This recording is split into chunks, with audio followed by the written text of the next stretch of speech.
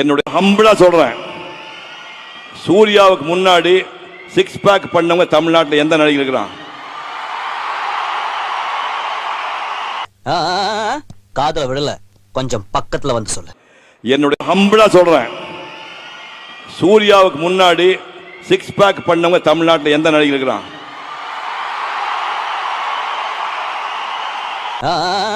காதல விடல, கொஞ்சம் பக்கத்துல வந்து சொல்லு.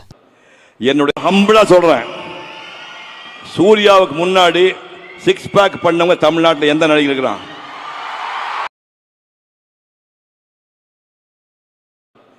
என்னுடைய ஹம்பிளா சொல்றேன், சூர்யாவுக்கு முன்னாடி 6 பேக் பண்ணவங்க தமிழ்நாட்டில் எந்த நடிகர் இருக்கிறான்?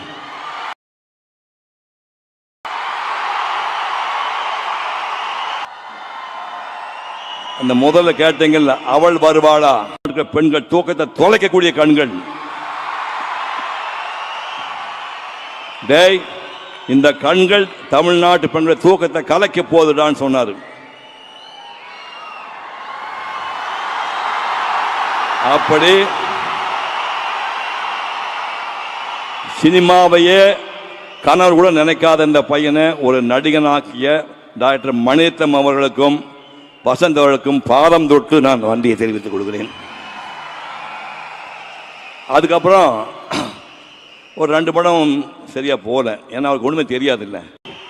தமிழ்நாட்டில் மிகச்சிறந்த நடிகர் ஒருத்தர் வருவிடான்னு ப்ரூவ் பண்ணார். அந்த பாலாவுக்கு இப்போ நான் நன்றி தெரிவிக்கிறேன். ஒரு ஃபுல் ஃப்ளெஜ்டு ஹீரோ ஆனுங்கிறதுக்காக ஒரு ஜீன்ஸ் பேண்ட் போட்டுட்டு 4 மணி நேரம் டான்ஸ் ஆடுவார் வீட்டில். 4 மணி நேரம் நான் பார்த்துருக்கேன். பேர் பாடியில் ஸ்வெட்டு ஒழுகிட்டே இருக்கும். 4 hours நான் சாப்ப டான்ஸ் ஆடுவார், டான்ஸ் கற்றுவங்கிறதுக்காக. அதுக்கப்புறம் சங்கர் மாஸ்டரு பாண்டியன் மாஸ்டர் கூட்டு அதிகாரம் 4 மணிக்கு பீச்சில் போய் குட்டிக்கரணம் போட்டு ஸ்டண்ட்லாம் கற்றுக்கிட்டுறாரு. என்னுடைய ஹம்பிளா சொல்கிறேன், சூர்யாவுக்கு முன்னாடி 6 பேக் பண்ணவங்க தமிழ்நாட்டில் எந்த நடிகர் இருக்கிறான்?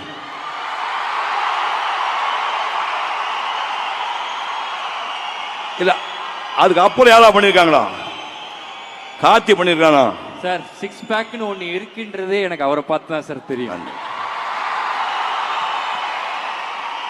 பட் அந்த மாதிரி உடம்ப போட்டு வளர்த்துறது தப்புன்னு அதுக்கப்புறம் இவர் எச்சரிக்கை பண்ணார். இந்த மாதிரியெல்லாம் பண்ணி இப்போ 28 வருஷம் ஆகுது. இவர் ஒரு மகத்தான் நடிகனா உருவாக்கி அத்தனை டைரக்டர்களுக்கும், கார்த்தி சுப்ராஜ் உட்பட அத்தனை தயாரிப்பாளர்களுக்கும் மனப்பூர்வமான நன்றியை தெரிவிக்கின்றேன். ரொம்பவும் சந்தோஷமா இருக்கு, அளவில்லாத சந்தோஷமா இருக்கு. ரெட்ரோ ஹீரோ கார்த்திக் சுப்ராஜ் சந்தோஷம். 17 வயசு, சென்ட் பீட்ஸ் ஸ்கூலில் ஃபைனல் இயர் படிச்சுட்டு இருந்தார். இப்போ வீட்டுக்கு ஒரு ஜோதிடர் வந்தார், சொந்தக்காரர் தான், ஜோதிடர் வந்தார். 2 பசங்க ஜாதகத்தை கொடுங்க அப்படின்னாங்க. சூர்யா கார்த்தி ஜாதகத்தை கொடுத்தான். பார்த்தாரு, பார்த்துட்டு இந்த பையன் கலைத்துறையில் பெரிய ஆளாக வருவான் அப்படின்னாரு. ஒருவேளை டைரக்டராக வருவானோ கார்த்தி சுப்ராஜ் மாதிரி, இல்லை கேமராமேனாக வருவானா? முகத்தை வச்சு பண்ணுற தொழில் அப்படின்னா போகிறானா? ஆமாம் சார். யோ நீ லூஸ் ஆயா அப்படின்னா. அது மட்டும் இல்லை சார், உங்களை விட நல்ல ஆக்டர்னு பேர் வாங்குவார், உங்களை விட நிறைய அவார்டெல்லாம் வாங்குவார், உங்களை விட நிறைய சம்பாதிப்பார்னு சொன்னான். இந்த ஆள் ஏதோ மரம் கண்டு போச்சு போறதுக்கு நீ போங்க சார்ன்ட்டேன்.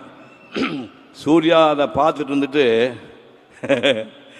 நான் நடிகனாக போறேன்னா ஐயோ ஐயோ முடிச்சுட்டு பிஎன்டின்னு ஒரு கம்பெனியில் போய், பிஎன்டி கம்பெனியில் போய் எக்ஸ்போர்ட் கம்பெனியில் வந்து வேலை பார்த்துட்டு இருக்கிறார். வேலை பார்த்துட்டு இருக்கும்போது நாங்கள் வந்து மலேசியாவில் ஒரு கலை நிகழ்ச்சிக்கு போயிருந்தோம். தமிழ்நாட்டுக்கு எல்லா ஹீரோயினும் போயிருந்தோம். டாக்டர் வசந்தும் என் கூட வந்தார்.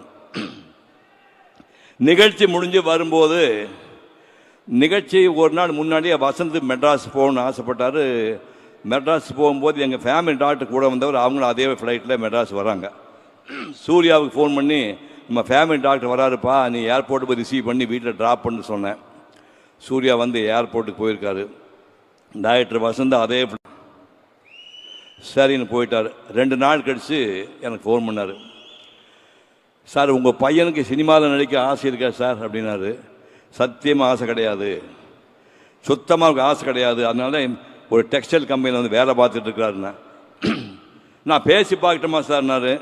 பேசி என்ன பிரயோஜனம், கண்டிப்பாக நடிக்க மாட்டான் அப்படின்னா. இல்லை சார் நான் நேரில் பேசி பார்க்கணும். ஒரு நாள் காலையில் 7 மணிக்கு அவர் கம்பெனி கிளம்புக்கு முன்னாடி வந்தார். 2 பேர்த்தை அறிமுகப்படுத்தி வச்சேன். தம்பி உனக்கு சினிமாவில் நடிக்கிறதுக்கு ஆசை இருக்கா? ஐயோ இல்லைங்க, எனக்கு சினிமா பற்றி ஒன்றும் தெரியாது, எங்களுக்கு எதுவுமே தெரியாத பையன்தான் வேணும் அப்படின்னு கூப்பிட்டாங்க. 3 நாள் யோசனை பண்ணார். ஒரு அட்டம் பண்ணி பார்ப்போம், ஒர்க் அவுட் ஆச்சுன்னா பார்ப்போம், இல்லைன்னா பழையபடி கம்பெனிக்கு வந்துடலாம்னு சொன்னார். மேக்கப் டெஸ்ட்டுக்கு Mani Ratnam producer, Vasanth sir director, makeup டெஸ்ட்டுக்கு கூட்டிகிட்டு போகிறாங்க அந்த பையனை. நான் ஃபோன் பண்ணி மணிரத்னங்கிட்ட பேசினேன். சார் சிவகுமார் பையன் நீங்கள் எதையுமே பார்த்ததில்லை, நல்லா ஞாபகம் வச்சுங்க, மெட்ராஸில் என் ஷூட்டிங் சூர்யா பார்த்ததே கிடையாது. நீங்கள் மேக்கப் டெஸ்ட் பண்ணி பார்த்து ரொம்ப எதிர்பார்த்தேன் சார், உங்கள் பையன் ஏமாற்றிட்டான் சாரி அப்படின்னு திருப்பி அனுப்பி ரிஜெக்ட் பண்ணிங்கன்னா அவன் லைஃப் வீணாக போடு, இப்போவே அனுப்பிடுங்கண்ணே. We have 200% confidence in him, will take care of him அப்படின்னு சொல்லி டெஸ்ட் எடுத்து ஓகே பண்ணிட்டாங்க. நேருக்கு நேர் படம் ரிலீஸ் ஆச்சு. அந்த முதல்ல கேட்டீங்கல்ல, அவள் வருவாளா, பெண்கள் தூக்கத்தை தொலைக்கக்கூடிய கண்கள். டேய் இந்த கண்கள் தமிழ்நாட்டு பெண்கள் தூக்கத்தை கலைக்க போதுடான்னு சொன்னார்.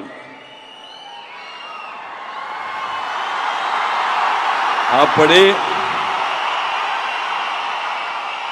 சினிமாவையே கனவு கூட நினைக்காத இந்த பையனை ஒரு நடிகனாக்கிய டாக்டர் மணிரத்னம் அவர்களுக்கும் வசந்த் அவர்களுக்கும் பாதம் தொட்டு நான் நன்றியை தெரிவித்துக் கொள்கிறேன்.